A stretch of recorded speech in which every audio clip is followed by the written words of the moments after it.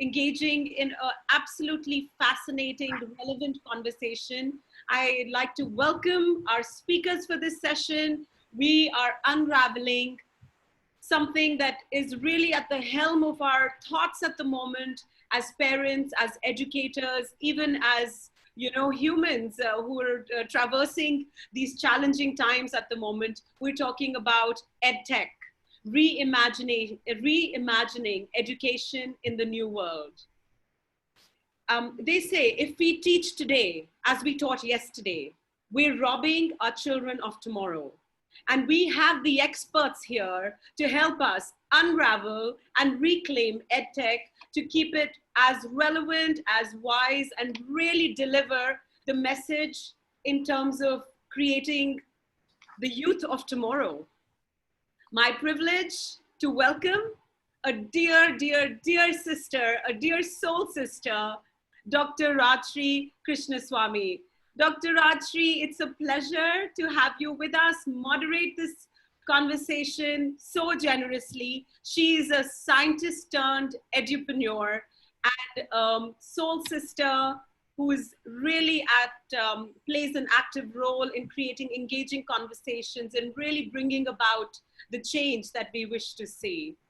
Thank you, Nancy. Thank you. Privileged to be here. Likewise. Thank you so much for taking the time. I'd like to continue to welcome our absolutely brilliant panel this evening. I'd like to welcome Dr. Glenn Odland. Welcoming you, Dr. Glenn, who is a veteran international educator, leader, and speaker with tremendous amount of experience leading schools in Canada and Singapore.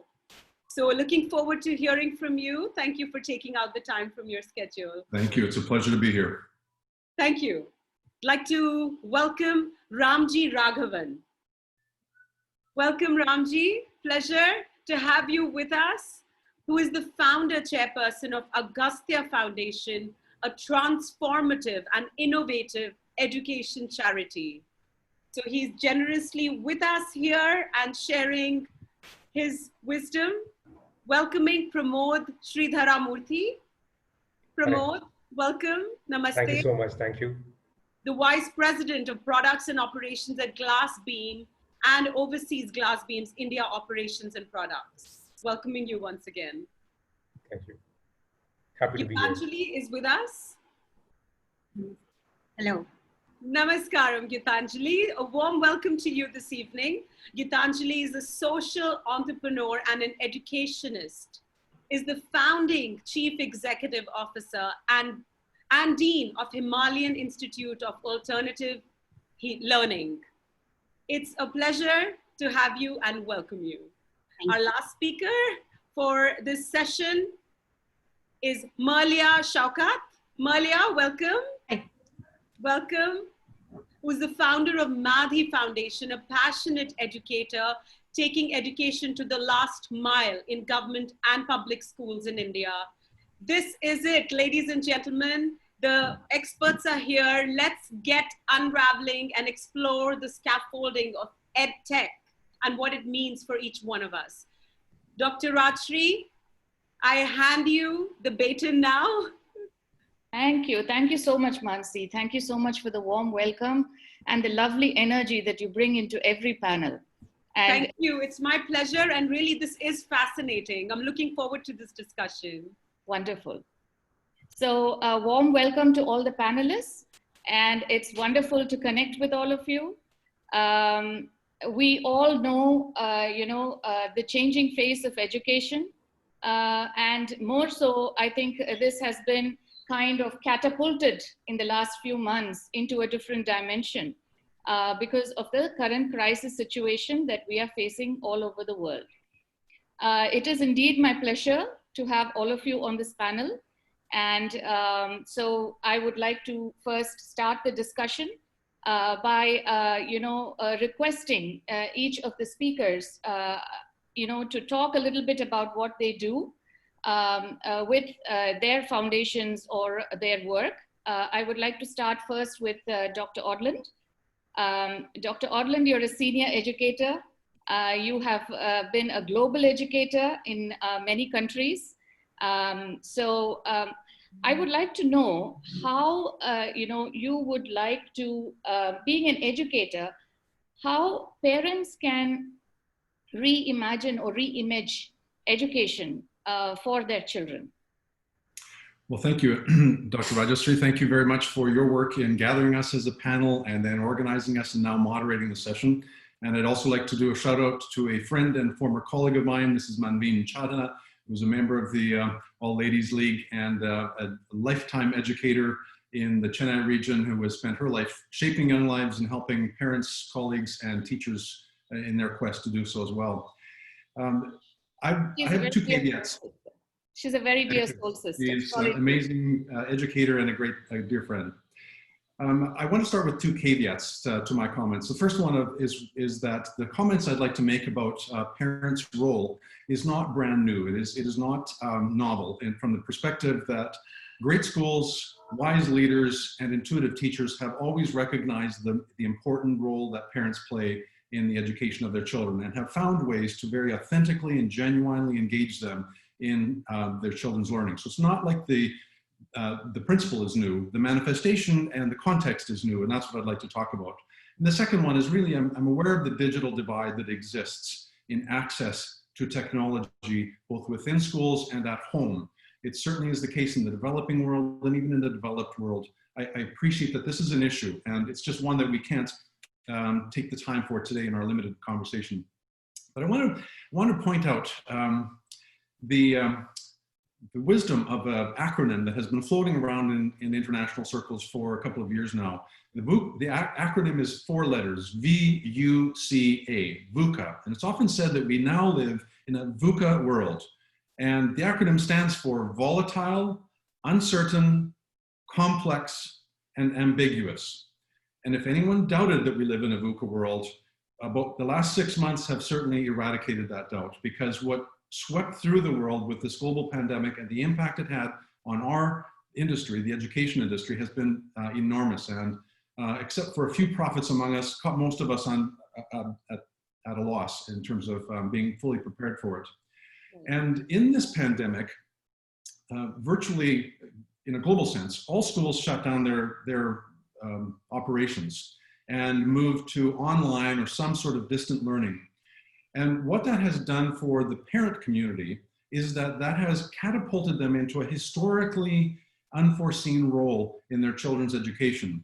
From this perspective, if you think of the digital classroom in the sense of an actual classroom, parents have never had the time to spend all day, every day in their children's classroom, watching their interactions, accompanying them in their learning journey. Now, in this last 6 months, for at least a part of that time, they have been able to do that, because while schools have been shut down, so have many industries. Most businesses have either shut down, furloughed, or laid off employees, or at least gone to a work from home environment. So parents are sitting right beside their children, looking at all of the interactions that they have with the teachers, looking at all of the work that they're doing, looking at the assessment, looking at every feature of the child's learning experience. And they now have access to and insights into the learning of their children in a way that has never happened before. And that has posed some challenges. I'll talk to them a little bit on how we address those in my second segment. But for now, I think what we understand is that through necessity, we have been catapulted into a situation where parents have been crucial, because in most cases, it hasn't been just the parents observing. We've asked them to sit with their children, to help them understand the platform if it was a new feature of the online learning space, to work with them, because especially in the younger years, children aren't fully independent in learning. They need to have the engagement with an adult. So we have not only granted them access, we have, in many respects, enlisted them into the process of educating their children.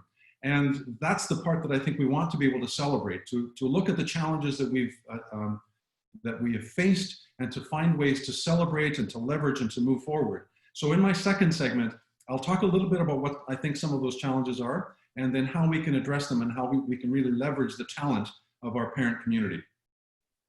That's great. Yeah, I do agree that this situation has brought about a lot more interaction between parents and educators on a day-to-day basis. Yeah.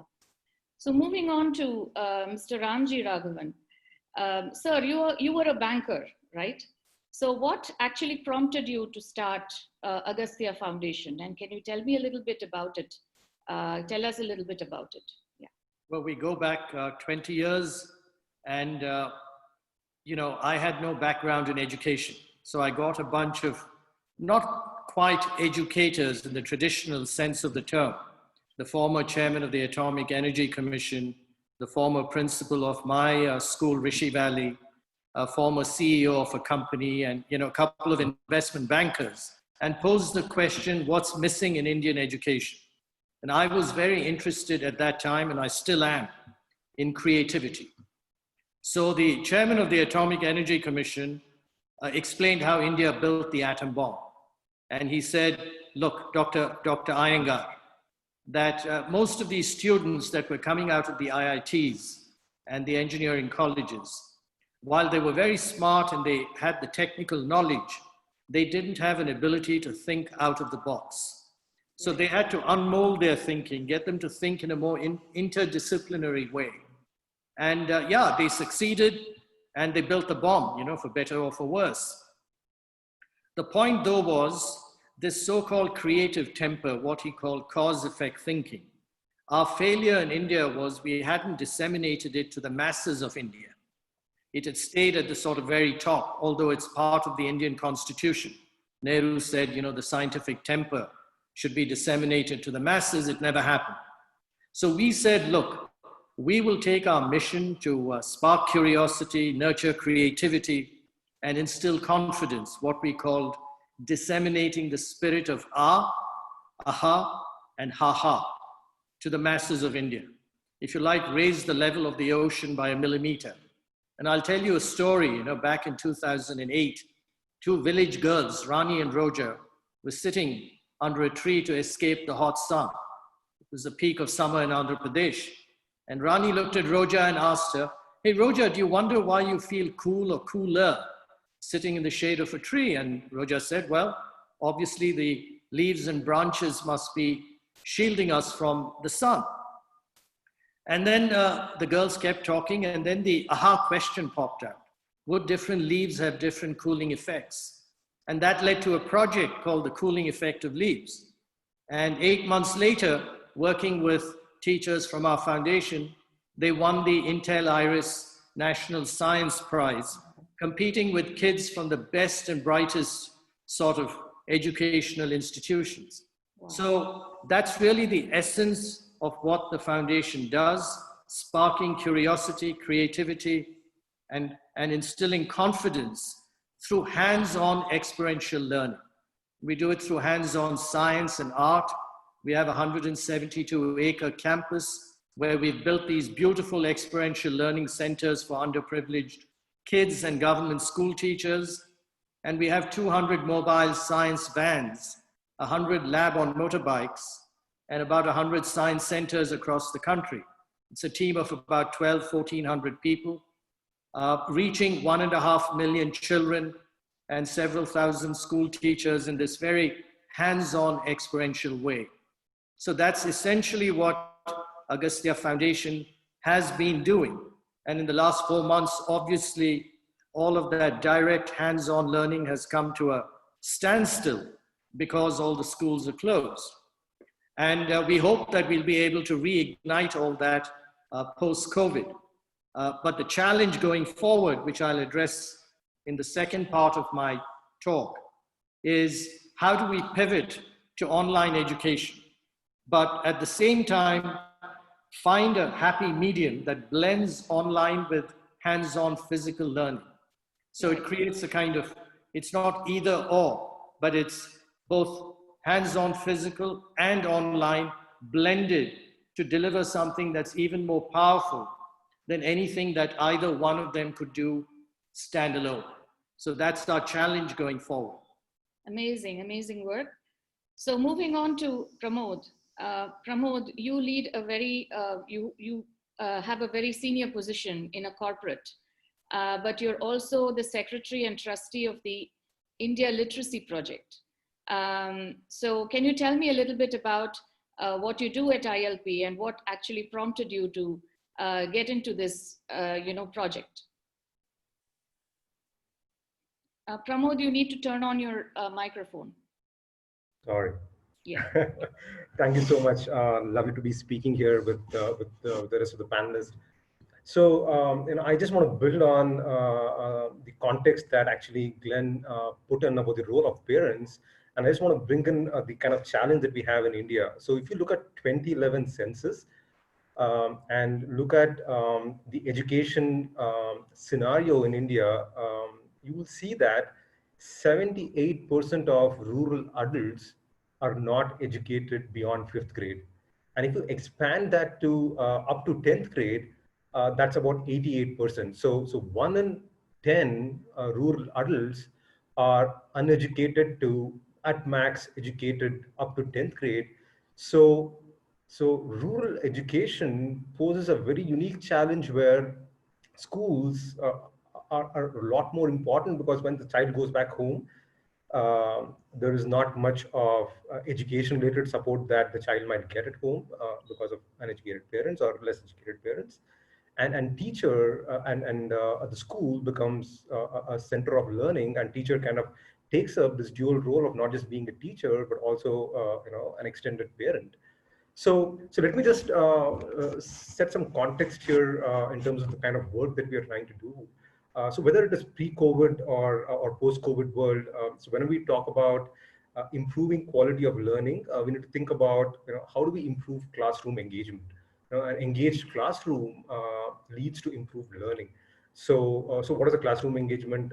So from a teacher's perspective, an engaged classroom is where a teacher is well prepared, has multiple tools up her sleeve to engage an entire class, gives a lot of importance to inquiry-based learning, creates verbal, experiential, different kinds of opportunities to involve the entire class, right? And then from a child's perspective, an engaged classroom is where a child feels excited to be part of, involves multiple sensory organs as part of learning, questioning, discussing, being part of groups, so on and so forth, right? So at India Literacy Project, the challenge that we were wanting to address was not just about, how do we bring in this increased classroom engagement, but more so, how do we do that scale? And how do we involve the entire existing system to take it to scale? So if we just take Karnataka state as an example, there's about 50, 60,000 schools, government schools, more than about 3 lakh teachers. So how do you create something that appeals to the majority of these teachers? And also we know that learning happens based on existing knowledge of the child. So it's not just about creating something that is generic, but allowing teachers to contextualize the whole thing depending on the student the teacher is teaching, right? And then every teacher also has their own teaching styles. You need to kind of allow, how do you kind of help teachers adopt to all these things at scale? So this approach that we decided to take was very similar to what happens in the software world, right? The open source software world. You basically initiate a process of creating something exciting and then involve as many people as possible, make it open source and involve as many people as possible, in this case, teachers, to take it forward from there. And the source who created it can become completely irrelevant, in this case, ILP. So we started creating these teaching aids and set the ball rolling and get enough teachers to not just use this content, but also own this content and build on top of this content. So the key thing here was, how do we pick something that is easy to use, not too technically challenging, not just easy to use, but also easy to improve on, build on top of, and so on and so forth. So we picked PowerPoint as a tool, and we started building PowerPoint decks for every chapter from 4th grade to 10th grade for all the core subjects, math, science, social science. So what does this PowerPoint decks have? They have pictures for visual learning. They have videos to help children learn things that are hard to learn without these. There is experiential learning through activities and experiments. There is interesting questions for inquiry-based learning. All these things kind of, put together. And since this content was made open source, the biggest thing, and using PowerPoint, a very simple tool, it just opens up this whole world where every teacher, let's say just Karnataka as an example, 3 lakh teachers can have 3 lakh versions of this on their own without depending on whoever initiated this process in, this case ILP, right? And for all these things, the slides not only contain videos, experiments, low cost activities that we have created, but we have gone in and picked up a lot of interesting work that others have done and incorporated these slides so that we didn't have to reinvent this whole wheel, right? So with this as a background, we have trained several thousand teachers in Karnataka. Our content, open source content, has been downloaded by several more thousand teachers. A very good response from every teacher who's tried this to see how it can help increase classroom engagement. We also signed an MOU with the Karnataka government, and the government is taking this to all the schools where they want to implement this directly. And again, not just get the teachers to use this content, but also own this content, right? And we are in this process right now where, seeing the success in Karnataka, we started translating this to English. It's already ready.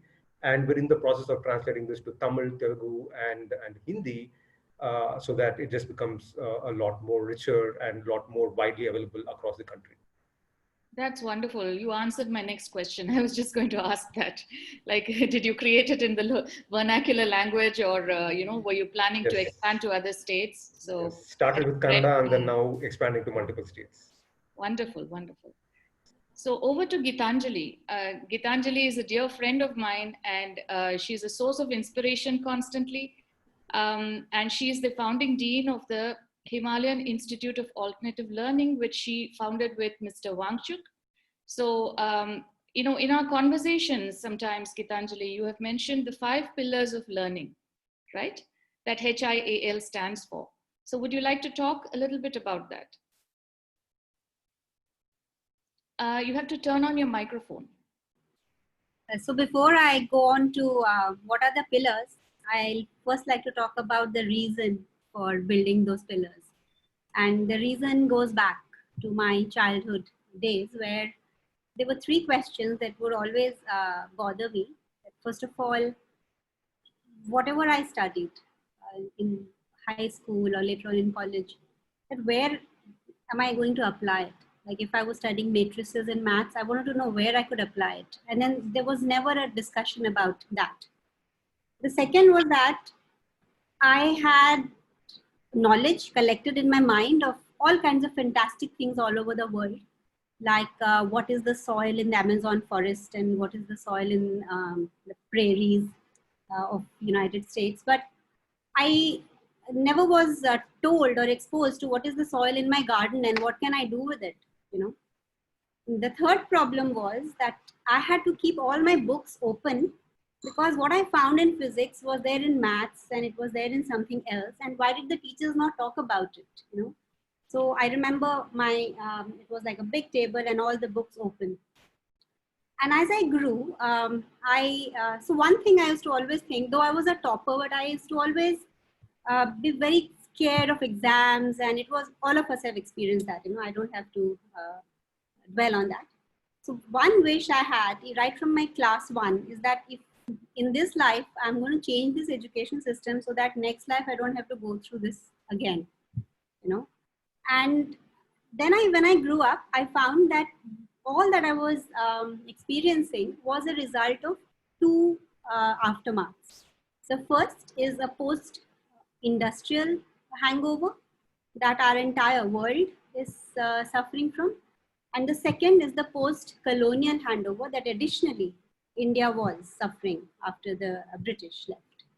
And this post-industrial, this industrial model of education did not allow all the books to be referred, because it was very specialized, siloed. It was all about efficiency, productivity. So it didn't matter that one person was doing one thing, in a specialized way.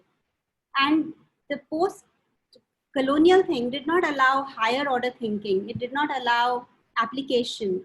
It did not allow people to experience and do things. We all know the rote-based and all of that. So that is where the search went. And then the question came, what can one do about it? And in the meantime, I was introduced when I was 16 to modern philosopher Sri Aurobindo, and I started studying his work in integral education, and it was such a refreshing experience that there was somebody who was also talking about it. And all I could do was to start applying it in my life, all those principles of education.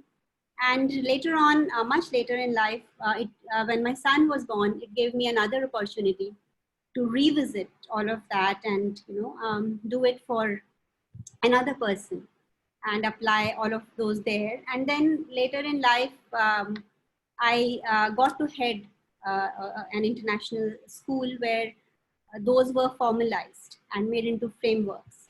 And as the progression kept happening, even though I'm not trained as an academician like many of us here, some of us are bankers, I'm a management graduate and an entrepreneur. As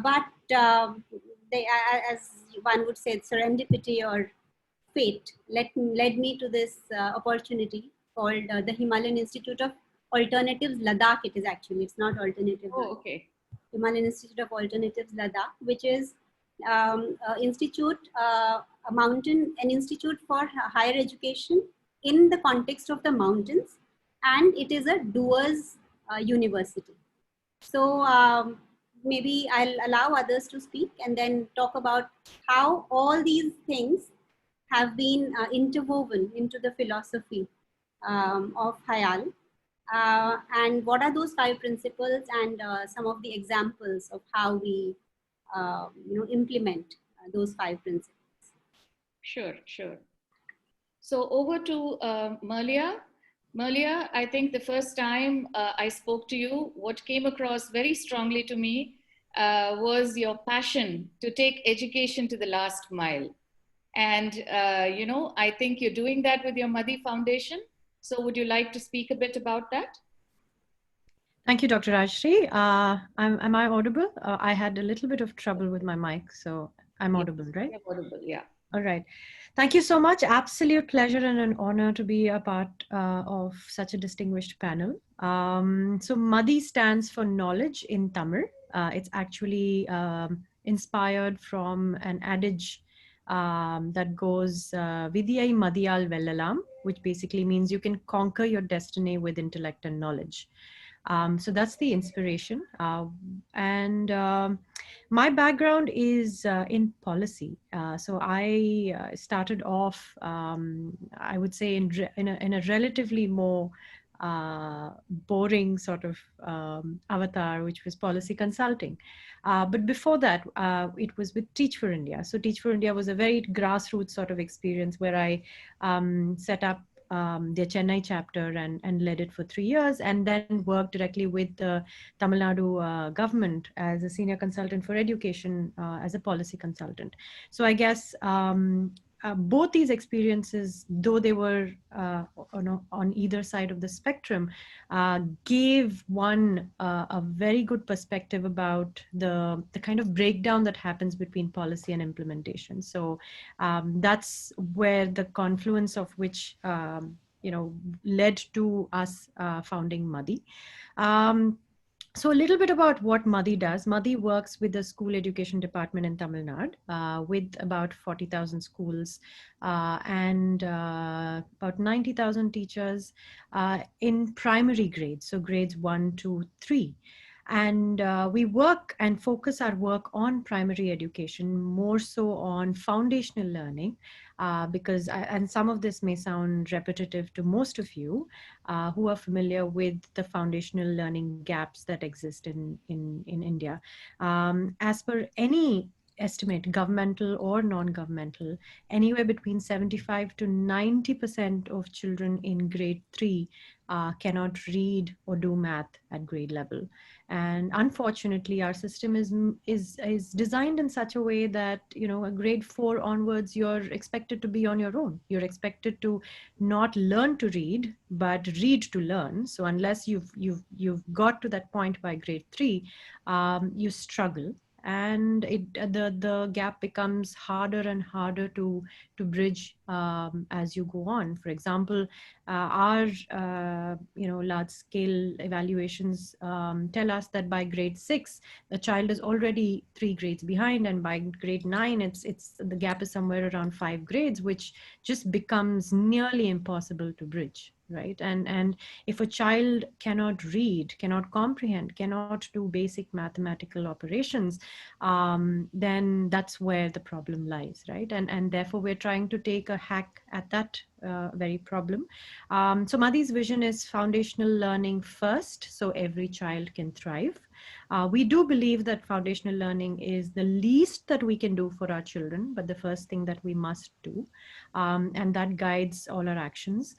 We also believe that working with the system rather than against it or as a parallel system may not solve this problem at scale, and the need really is to solve this problem at scale urgently. So we work directly with the school education department. We work on curricular reform for foundational education. We work on teacher training syllabus reform for foundational, specifically for foundational learning, and also look at how large-scale data can be aggregated and used very simply by teachers, by administrators, by policymakers, to really put all our heads together to solve this massive, massive problem that affects millions of children and really denies them an opportunity to realize their fullest potential.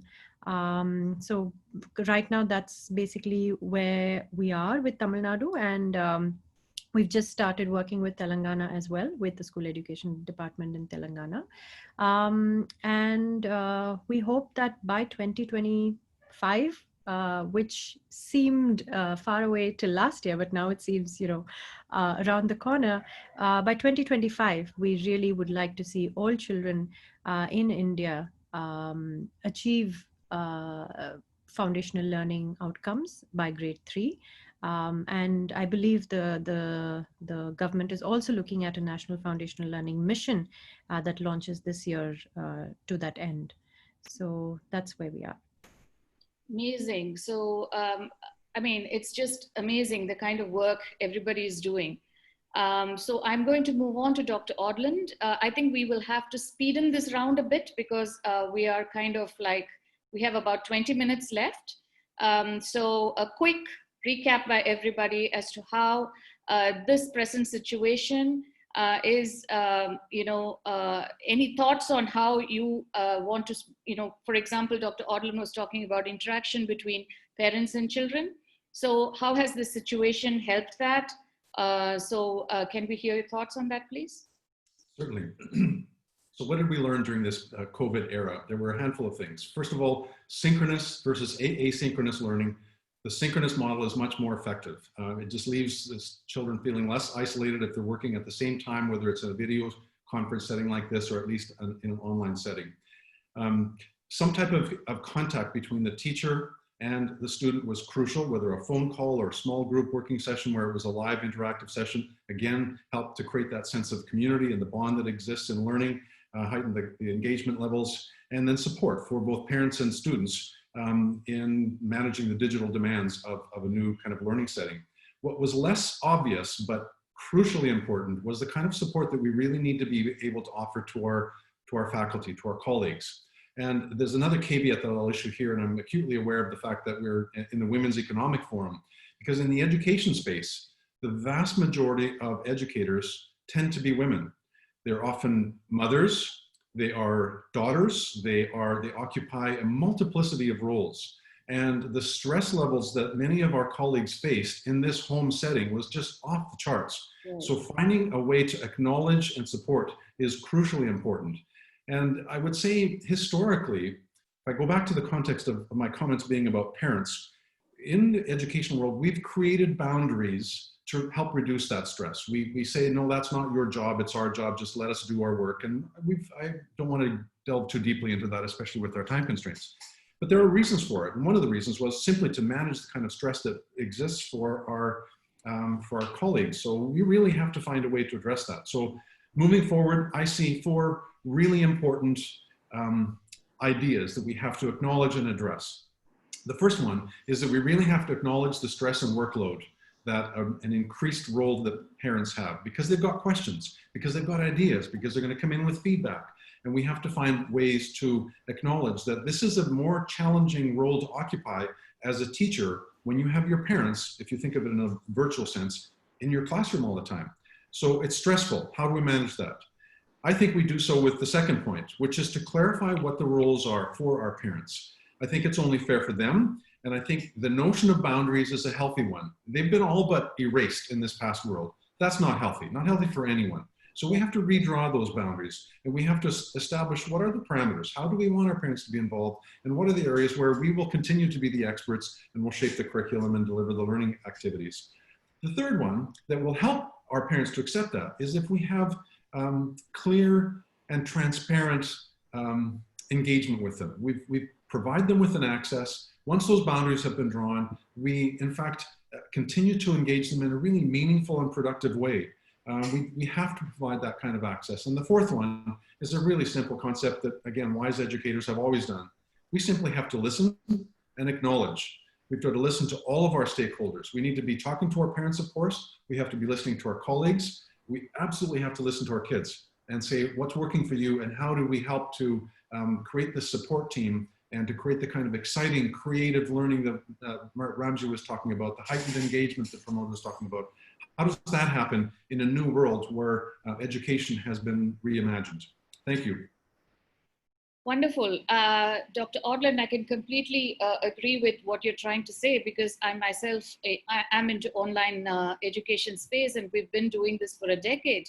So drawing the boundaries there, yes, it does become a challenge sometimes, but boundaries are healthy. I absolutely agree with you, and that's the way we need to go. So over to Mr. Ramji. We would like to hear about how Agastya is coping with the situation and how you're using technology to alleviate some of the challenges that you're facing. Yeah, so the challenge we have within an Agastya sense, we have close to 1,000 teachers, okay, who over the years have become really good at face-to-face, hands-on, exciting experiential learning. They're very good at triggering curiosity and creativity. Now we've got to take these 1,000 teachers, and we don't know what's going to happen, how long COVID-19 is going to last, and so on, and basically upskill them on online education. But it's not just online education, because there are various types of online education. Right. They have to apply online education to achieve our mission. In other words, the online has to trigger hands-on experiential learning. It has to trigger curiosity, creativity, and it's got to instill confidence. So from our perspective, it's not about transmitting knowledge, but how can we blend online with the physical? So for instance, our teachers, we've developed this Explore, Play, Learn online modules. And what they do is, since the kids now can't come to our science centers and do experiments, we've made the home into a lab. So essentially, we've identified all the low-cost available materials at home. And through the online sessions, we get the kids to do very interesting experiments sitting at home. So it's that kind of blended learning that's what we need to become really good at. Because we should be very careful not to throw the baby out with the bathwater, right? Because we have to, as a society, go back, or certainly we have to have hands-on physical learning. You know, right. Online can't fill everything. So it's not one or the other, it's this and that, but how do we blend it? The other challenge we face is simple things like we don't have the telephone numbers of all these kids. You know, the 1.5 million kids that we've been reaching. You need to have access to, if their parents do have cell phones, you need telephone numbers. So we've got to go and get that kind of data. The next point is that there are many kids in a lot of villages who don't have access to any technology. Perhaps they have access to a TV. So we are thinking of setting up smart TVs in villages where we can download content in one way, shape, or form, and hire a local volunteer. It's called the Operation Vasanta program, to engage these kids. The other thing we're doing is recruiting hundreds of college students as volunteers who've gone back to their villages, many of them from very poor villages, but they do happen to have cell phones. So training them to become the teachers of these kids in their villages. And the last point is we have these 200 mobile vans and 100 motorbikes that are lying idle. So I'm a member of a few commissions, state government and at the center. And I'm trying to advocate, why not take these mobile labs? And if the kids can't come to school, we'll take the school to the village. Yes, within the protocol of safety and health and all the rest of it. So that's another thing. And finally, we are developing healthcare modules specifically related to COVID-19. So we're going to be launching a COVID-19 lab on a motorcycle and a COVID-19 digital education module. So these are some of the things we're doing. We work with 21 governments across the country. It's a huge challenge, but I think the organization is responding. People are showing great adaptability, and hopefully we'll come out of this a much stronger and better organization. Very, very true. Nice to hear your thoughts on that. And definitely blended learning is the way to go. Pramod, over to you. Really quickly, how have you coped with this situation, and what are your thoughts on the same? Yeah, so I think one thing that what COVID-19 has showed us is the huge digital divide that we have in the country. I mean, not that it was not obvious, we all knew it, but they just kind of made it blatantly clear that, you know, all this online talk is possible, but, you know, where is the technology, right? And how do we reach to these students, right? So that has been a reality check for everybody when we have to reach to the rural schools. But what has been heartening is wherever possible, teachers I've seen started creating their own small WhatsApp groups, trying to use Google Meet, Zoom, and fortunately for us, all the content that we have created, they have customized, has become very useful for them to now to reach out to some of these students, right? Right. An even more interesting thing for us is that when I talked about reaching this and making it a part at scale, there was always a challenge of how do we get all the other teachers who are not so excited, interested in moving, because they're set in their ways of teaching and they were not willing to adopt to something new. And this break all of a sudden has given them the time and the need for them to start exploring. Now, automatically, instead of we having to push, there's a lot of pull and saying, you know, can I get something that I can use and build on top of? So I think at the end of this COVID-19, when schools start, we will come out a lot stronger and a lot better than what we are right now. Necessity is the mother of invention, you know. Definitely, yes. And in fact, we were talking about it earlier too, Malia and I, about how, excuse me, low cost technology and low bandwidth technology is so lacking.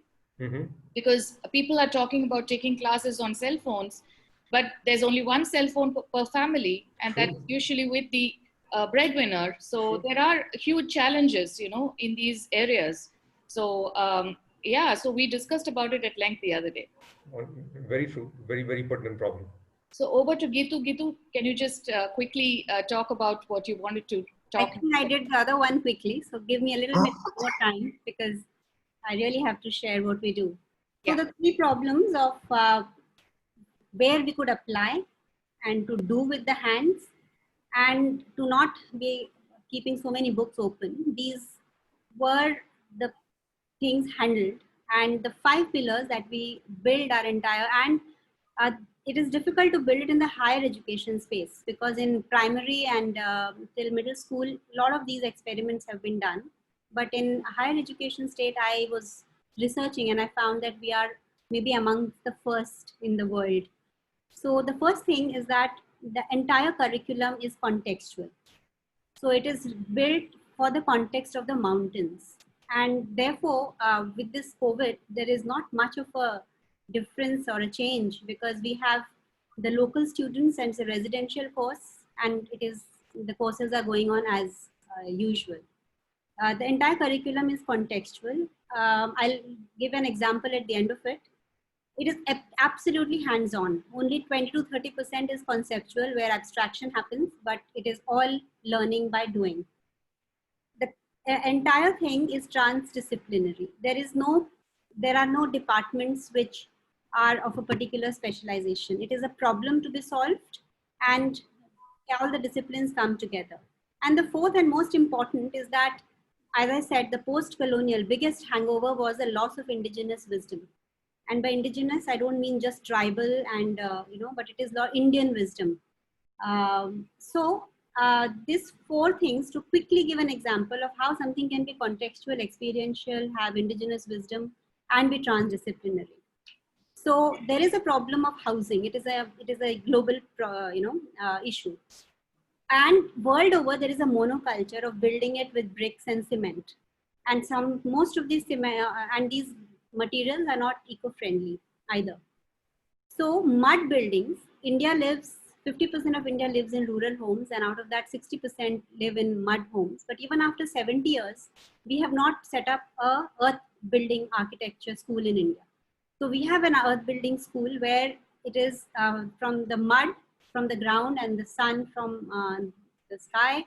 They go on to build that building, which is so special that even in -30 winters, without any artificial heating, stays at +30. And this is done because the palaces which were built were of mud. Those were studied. The kind of orientation of south facing, looking at the sun path, mixing of straw and earth, which is local material, and then building it in a way that it is completely eco-friendly. The material is eco-friendly and even the operations are eco-friendly. So a back of envelope calculation quickly shows that a 10 or to 15 year of budget for heating is actually the cost of the house.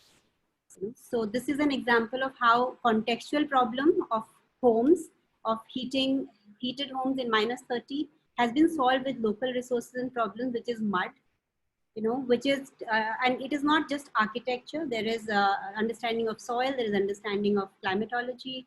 A lot of things come together, and indigenous wisdom is.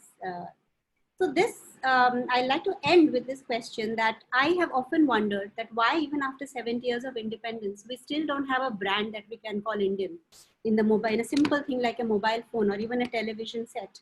And that is because because of colonization, systematically, our higher order thinking skills, creative, original thinking has been systematically, like a rodent eats away and leaves a shell. So our education system is eaten away the way it is.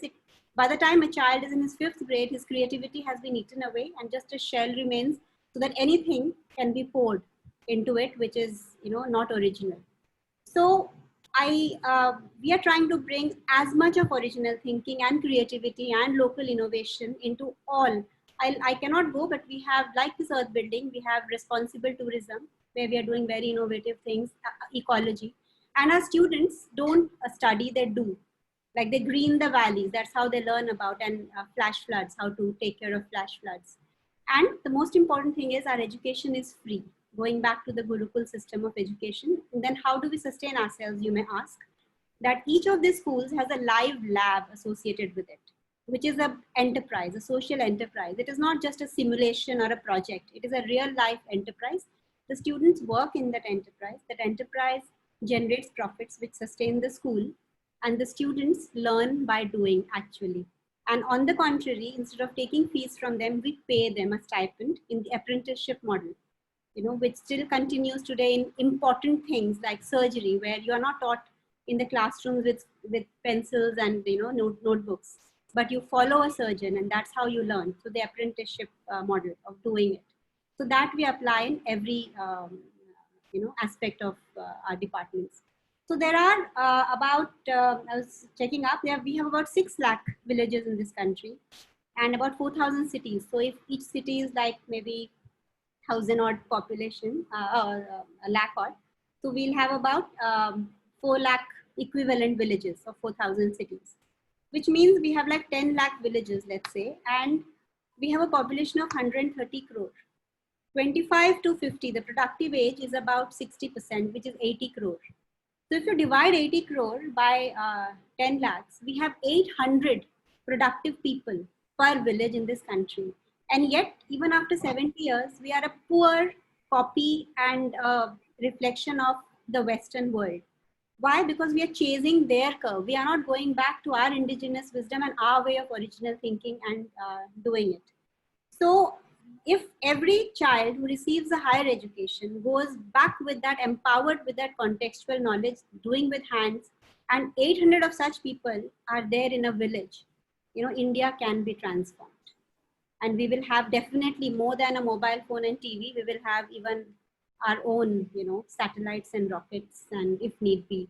And at least we can recover the way we were sustainably doing agriculture before we brought in the Western green revolution and white revolution and all those things. So we can bring back, blend it with the best available in the world, which we do. It is not just indigenous wisdom, blending it with modern technology. And yeah, Gitu, I hate to interrupt, but I think we have about 8 minutes. So I would like Malia to take on, and then we'll have to announce the awards as well. So wonderful to hear about what we have done and what you're doing in. Sorry? Rachi, can we wrap up in about 5 minutes, and then I'll take a couple of moments? Yes. Perfect. That's why I stopped her. So very passionate work you're doing, Gitu. Keep it up, and soon we'll see a transformation. Yeah. Over to Malia. Yeah. Thank you, Dr. Rajshri. So 5 minutes to talk about how a state is trying to find solutions to education in the face of pandemic. Okay, I'm going to just throw some numbers and leave you to imagine the kind of scale and complexity of the problem that the state department the state is trying to grapple with. So only about 20% of children who go to government schools, parents have access to a smartphone with internet connection, of which probably 50% are open to recharging it for data on a regular basis. So education and edtech and device-based solutions for the kind of demographic that we are working with is completely, out of the picture at this point.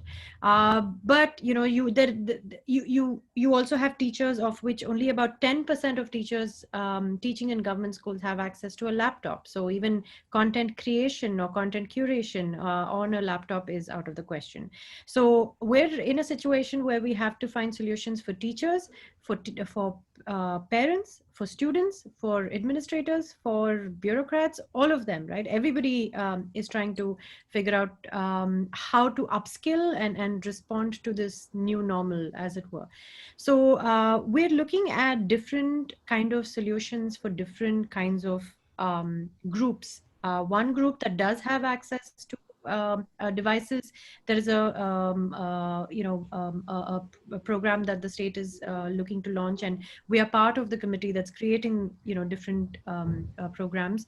So those that do have phones have a different program where the teacher uses WhatsApp primarily to interact. Those who do not, mass media is has sort of risen to the occasion at this point, where television, radio much less, unfortunately, but television a lot more, has stepped in where mobile phones have failed.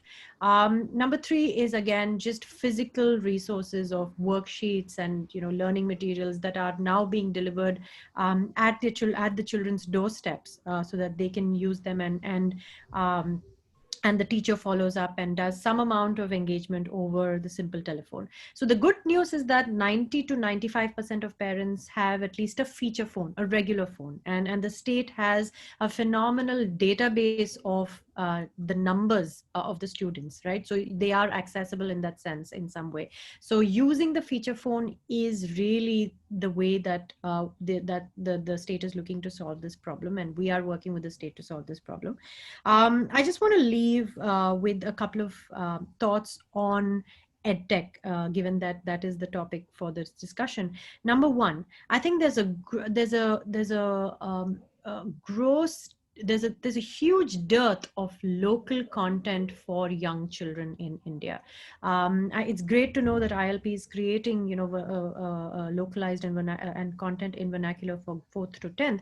But if you look at younger grades, the content is either subpar when it comes to quality, or it's simply not available. And I think that EdTech really needs to step up. I mean, we all know that 80% of EdTech is about exam prep, right? That's where EdTech is today. So if we really want to solve for the last mile, and last mile in India, unfortunately, is much more than a mile. It's the majority, right?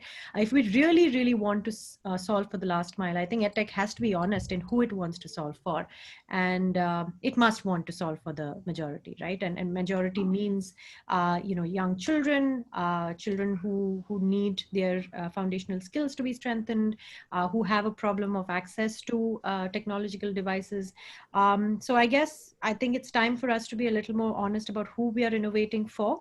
And if we're really innovating for who we say we want to innovate for, then really get to the root of the problem, and not sort of transplant ideas that work for, I guess, the elite minority, and repackage it as something that we think might work for the rest.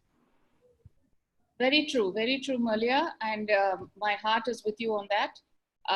So I think this was a wonderful session.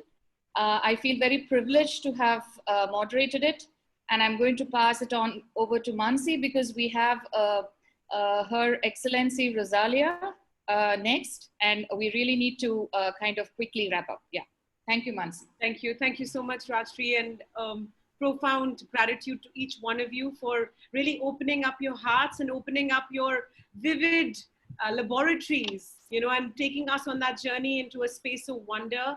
I was thinking that if you all are the captains to this edtech ship, I think we're fine. We'll sail through somehow. It's a daunting task, but thank you for the work that each one of you are doing. It's remarkable and inspiring in equal proportion. Thank you. On behalf of the All Ladies League, we'd like to present to you a token of our affection and love.